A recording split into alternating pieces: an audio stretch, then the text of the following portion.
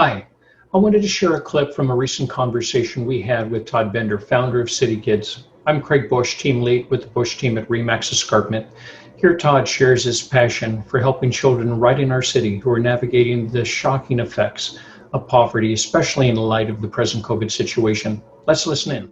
The lives of children, it's not just metrics. It's not just statistics. It's finer than that. But maybe a little bit trying to get down to the heart, because that's where we're going to do it. But again, for us as well, as a team, we want to sell more homes. We want to be able to, through that, to be able to help more families. And again, helping families in Hamilton, helping the community as well, is something that we're committed to. And Coleen grew up in that North End area, and familiar with what's going on.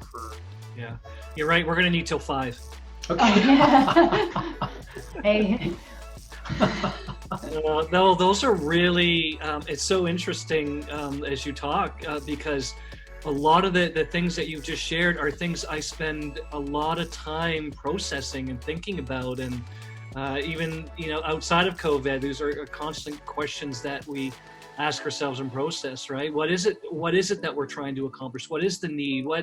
And all of those pieces, it's probably never been more prevalent in terms of, or relevant than it is now, to be asking those things.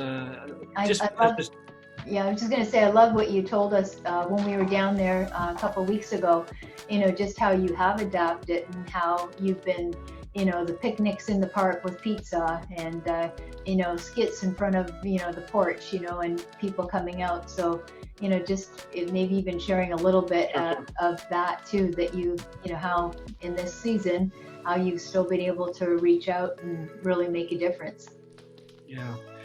Yeah. And when just as COVID hit and it really began having an impact on society, we were in a leadership team meeting, and our spring season of programming, where we work really hard during the January, February months. Now, home visits and going into the neighborhoods and making sure we're staying connected with families, that happens year round. But the bulk of our programming happens in pretty much 12 to 15 week chunks. And then there's a bit of in terms of the cadence, there's a bit of a stepping back, reflecting, and then planning and preparing, and then we push again. And so we had just launched our spring season, our City Youth, our programming for our 12 to 17-year-olds. That had been running for 2 weeks.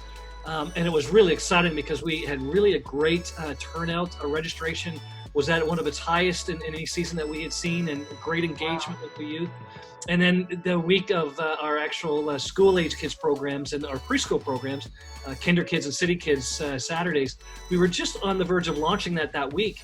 And then I think it was the 15th of March. Yep. I still blame the NHL, because the NHL announced they were canceling their season, and then everything else seemed to follow suit after that. But you're right. The first response we had was, of course, just disappointment.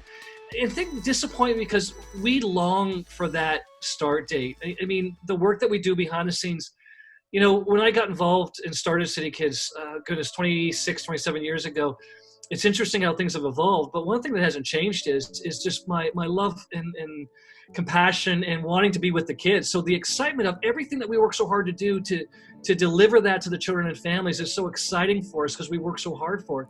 And likewise, our kids and families, I really work hard on not trying to exaggerate any of these points, to really just speak about what we see and hear. But I can tell you that we know that there are children that wait for that first Saturday, because in their lives, there's very few things they have to look forward to each and every day, very few things that they're involved in.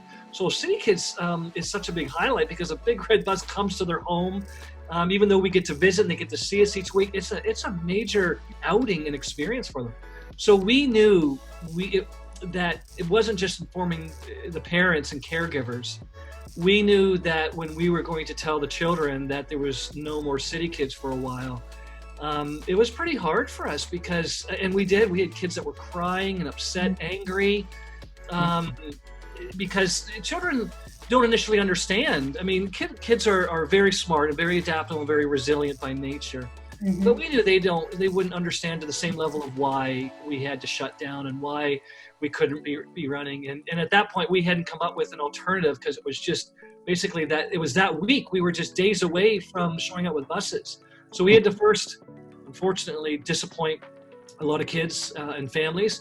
Now, parents and caregivers understood, volunteers understood, everybody was paying attention, they got it, it made sense. In fact, obviously it would have been really irresponsible even that first Saturday, even though the government hadn't come in yet and canceled anything officially.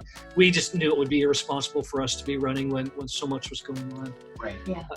But I got to tell you that our team, we share a common thread here at CityKidz is just this deep care for our children, our families, that it was never an option to sit idle and just wait for it to pass. We certainly felt the disappointment of it, but our team was pretty focused on what can we do then? So if we can't do that, if we can't bring kids indoors, put them on buses, what can we do? Mm-hmm. And I think, the fact that we have always been in the neighborhoods, that we know where all of our children, and right now that's over 1,200 kids plus their families and those that aren't officially registered in the neighborhood. 1,200 kids we know by name and we know where they live, and we were visiting them each week. So we knew we had already a connection to the neighborhoods. So it was only a matter of time that our team got together and began to take a look at some of what we would call our delivery model. So it's one thing to have a program model, but you can change how you deliver on that. We certainly have been using our Saturday experience in developing that and iterating that for many years. But we knew that wasn't the only way for us to be able to deliver on the mission and to bring what we like to call faith, hope, and love to the family. We are so grateful for Todd and his team and the volunteers who are out there making a difference in our community. That's why, as a team, we are committed to donating a portion of our income from every home sale to CityKidz. We know with your help, we can make a difference together, but we do need your help. We're asking that when you hear of someone thinking of making a move, please refer them to our real estate team. They will receive the outstanding service that we're known for, and that starts the chain whereby a donation will be made to CityKidz. Simply go to helpthekids, that's KIDZ.com, and register, or call us direct at the office at 905-297-4885. If you like this clip, please do share it, and thanks for watching.